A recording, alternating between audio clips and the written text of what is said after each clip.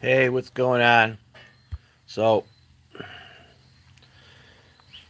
this is a sad day at canning camp, and we'll tell you what happened so you don't do it, and we're going to tell you the trick. What we did was we were making collard greens, and basically that also included stuff from the garden, which was just kale, collard greens, and koi, however you want to say it. And then we bought pork butt, and we cut it up, and we marinated the pork butt with all our herbs, and we however you want to do it. We use herbs, we use garlic and onion and a bunch of herbs, thyme, and a few other things. We marinated for like 6 hours. We overstuffed these. We made our own broth. So when we bought the pork butts, we took the bones and boiled that down for 2 3 hours, and we also threw in a bunch of our own last year's vegetable broths and bone broth. So we made a bunch because the idea was to put the pork in, stuff the collard greens, and then fill it up with the bone broth. Okay, and I'm not going to tell you how to make your herbs. Okay, you could everybody you never you know what? There's always an experiment. You'll never make the same thing ever again, and that's it. But let me tell you what happened. So we're in Cleveland, so 800 we're at 800 elevation, and so we're going to be at 10 pounds in 90 minutes, right? I'm not going to tell you how to clean cans. Go look that up. Meat is 90 minutes, period, 10 psi, all right? What happens is I think what happened, we did leave the 1 inch space, but we may have overstuffed. If you notice, there's not a whole lot of shrinkage. We blanched for 2 minutes all the greens just so we could fit them in the jars. And you can see there's not a lot of shrinkage factor there. But what happened was they boiled up, and then we didn't take into account for all the grease coming from the pork butt. And then it kind of, if you notice how there's not a lot of liquid in these, so the liquid boiled out of the tops. And if you look in the pressure cooker here, you'll see the high level, and look at the water, and you can see how the there's that's the mark what the cans are in, but you can see how the level, and look at all this oil and grease. So the problem is when it boils up, the grease, instead of water coming out of the top, the grease comes up. And then when it starts to want to seal itself, it's greasy. Even though you wash the tops, lids, it doesn't work. Complete failure. And so we lost, I'm going to say we're at 40%. That's like, this is just one cook. We split it. We did 40 jars, and we have at least 22 failures. And we don't even know how these are going to fail. And the way we do it is we wash them. If you don't wash them, then the mice start licking your stuff. But we wash them, then we take the hose and we spray the hose on the top, and you can hear the difference. As a matter of fact, I'll show you. Watch this. This is a secret.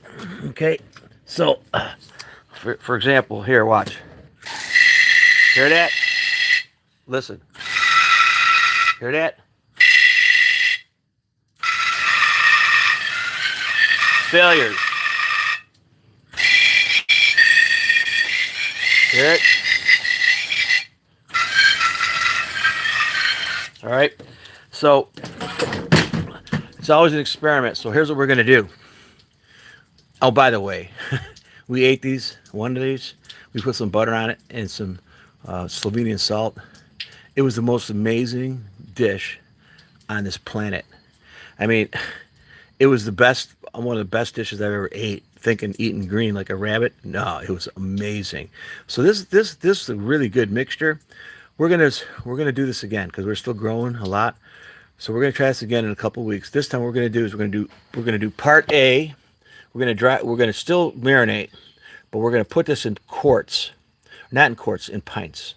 And then no water, no liquid, because we've never had failures when we cook meat with no liquid. Then we're gonna put that. We're just gonna wash that in regular water, and that's gonna be part A, or part A, part B, and we're gonna do it in pints, okay?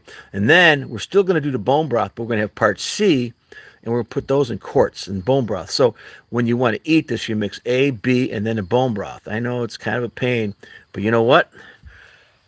If you look on the internet, you're gonna find out nobody's doing this. So we're experimenting, and we're figuring this out, and obviously we had a major failure here today. We had a 50% failure rate, which is probably very high. I've had it before, and I didn't realize when I was an early canner 5 or 6 years ago, it happened to when I'd mix meat. I was making chili with hamburger, and it was crummy hamburger. So it's the fat in the hamburger that boils up through the chili and does the same thing. So the reason these fail isn't because the lids were too tight or not tight enough. The water level wasn't too high. They weren't clean. The reason for the failure was after you did everything right. That stuff and the broth that we put in, which is bone broth, was too greasy. It boiled up. You notice you lost half this water here, and it boils up and leaks out. And then when it wants to seal itself, okay, it sucks back down, but it's greasy on the lid, and it fails. Done. So what we're going to do is put these in the freezer. That's going to be another experiment. I'm going to put these in the freezer, and I've frozen these before. Not these, but other jars. They don't break. So that might be the way to go here, because I can't eat all that in the next week. When you have a failure, you put those in the refrigerator and you eat them, right? But I can't eat. That's 1, 2, 3, 4, 5, 6 of them. And who knows? I'll put these out somewhere where I could test them for the next couple of weeks, because I bet you I get another 1 or 2 failures here. So we'll freeze these, and then we'll check these every day and see if anything fails. Anyways, failure canning camp. Failure at the canning camp on October the 2nd, actually October the 1st, 2023. And I told you how we're going to correct it. And that is my canning camp failure video. Hey, thanks for coming on.